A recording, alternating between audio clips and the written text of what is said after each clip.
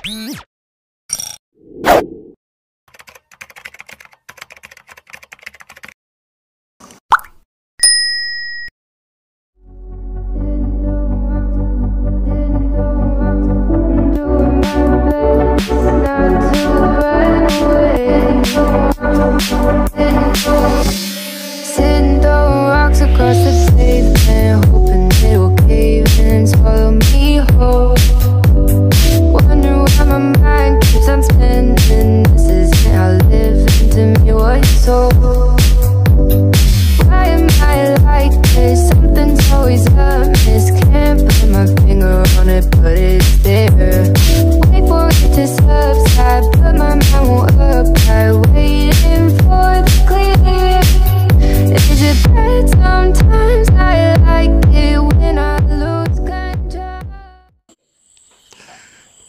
Friends, എൻ്റെ പേര് ഹിമ.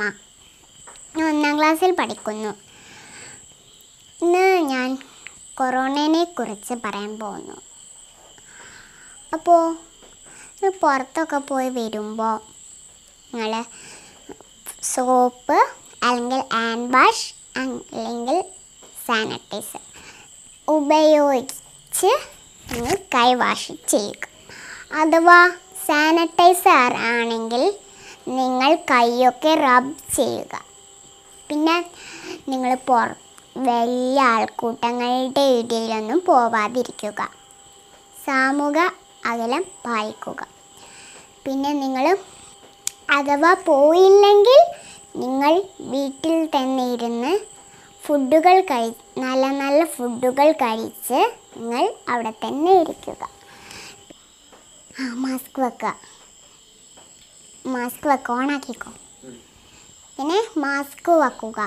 പിന്നെ നിങ്ങൾ എവിടേക്കെങ്കിലും പോയി വരികയാണെങ്കിൽ മാസ്ക് ഊരണമെങ്കിൽ നിങ്ങൾ ഫ്രണ്ട് വശം തൊടാതെ നിങ്ങൾ കയറുപയോഗിച്ച് പിന്നെ ഇതാക്കുക, ഊരുക.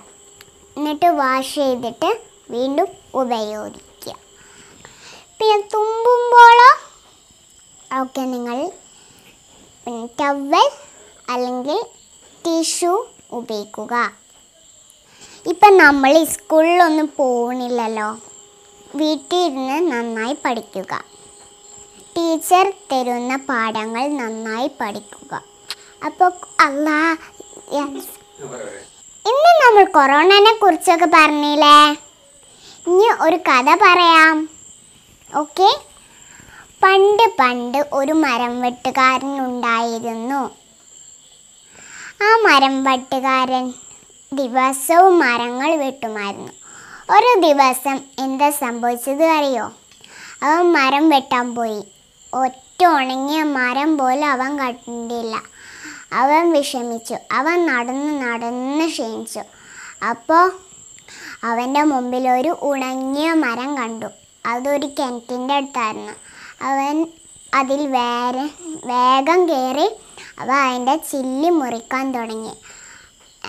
അപ്പോൾ ആ ചില്ലി കിണറ്റിൻ്റെ വക്കത്തായിരുന്നു. അപ്പോൾ അത് വെട്ടുമ്പോൾ കോടാലി കിണറ്റിലേക്ക് വീണു.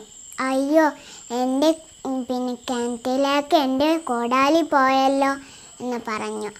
അപ്പോൾ ആ കിണറ്റിൽ നിന്ന് ഒരു ദേവത പ്രത്യക്ഷനായി. ആ ദേവത എന്താണ് നീ കരയുന്നു ചോദിച്ചു. അപ്പോൾ മരം വെട്ടുകാരൻ പറഞ്ഞു, എൻ്റെ കോടാലി ഈ കിണറിലേക്ക് പോയി. അപ്പോൾ ദേവത വെള്ളത്തിൽ മുങ്ങി.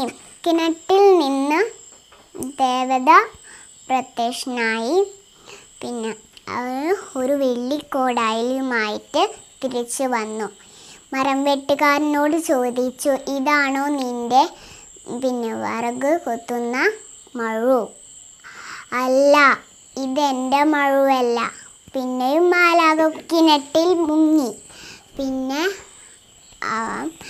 പിന്നെയും തിരിച്ചു വന്നു പറഞ്ഞു, ഇതാണോ നിൻ്റെ മഴു? അല്ല, ഇതൊരു സ്വർണ്ണ മഴുവാണ്. ഇതെൻ്റെ മഴുവല്ല. പിന്നെയും ദേവത അല്ല. മരം വെട്ടുകാരൻ പറഞ്ഞു, ഇതൊന്നും അല്ല എൻ്റെ കോടാലികൾ. അപ്പോൾ ഇത് എൻ്റെ ഒരു ഇരുമ്പിൻ്റെയും ഒക്കെയാണ് എൻ്റെ കോടാലി. അതുകൊണ്ട് മാലാഖ കിണറ്റിൽ മുങ്ങി. അങ്ങനെ മാലാഖ അവൻ്റെ കോടാലിയുമായിട്ട് തിരിച്ചു വന്നു. അവൻ സത്യസന്ധനായതുകൊണ്ട് അവൻക്ക് ആ 3 കോടാലിയും കൊടുത്തു. എന്താണ്? അവൻ സന്തോഷത്തോടെ വീട്ടിലേക്ക് പോയി ഭാര്യയോട് കാര്യങ്ങളെല്ലാം പറഞ്ഞു.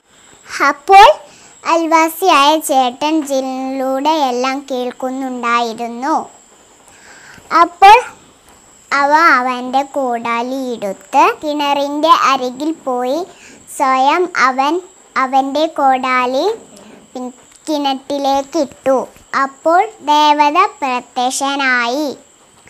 അപ്പോൾ അവൻ കരഞ്ഞ പോലെ അഭിനയിച്ച് പറഞ്ഞു, എൻ്റെ കോടാലി ഈ കിണറ്റിലേക്ക് വീണു. അപ്പോൾ അവന് ദേവത കുളത്തിലേക്ക് മുങ്ങിയിട്ട് ദേവത സ്വർണ്ണ കോടാലിയുമായിട്ട് തിരിച്ചു വന്നു. എന്നിട്ട് അവനോട് ചോദിച്ചു, ഇതാണോ നിൻ്റെ കോടാലി? ആണ്, ഇതാണ് എൻ്റെ കോടാലി. അപ്പോൾ ദേവത പറഞ്ഞു, ഇത് നിൻ്റെ കോടാലിയല്ല. പിന്നെ ദേവത വെള്ളത്തിലേക്ക് പോയി. നുണ അറിഞ്ഞതുകൊണ്ട് അവൻ്റെ നഷ്ടപ്പെട്ട കോടാലിയും കിട്ടില്ല. അപ്പോൾ കൂട്ടുകാരെ, നമ്മൾ സത്യം മാത്രം പറയുക. അഥവാ നമ്മൾ കള്ളം പറഞ്ഞാൽ നമുക്കൊന്നും കിട്ടില്ല. നിങ്ങൾക്ക് എൻ്റെ കഥ ഇഷ്ടമായെങ്കിൽ ലൈക്ക് ചെയ്യുക. Okay, by.